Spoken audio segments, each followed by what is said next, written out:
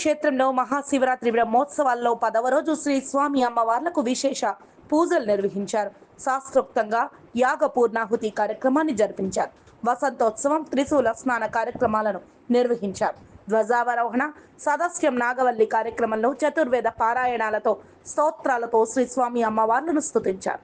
ఈ కార్యక్రమాలలో ఈవో శ్రీనివాసరావు దంపతులు, అర్చకులు, వేద పండితులు పాల్గొన్నారు. మహాశివరాత్రి బ్రహ్మోత్సవాలు మార్చి 1వ తేదీతో ముగియనున్నాయి.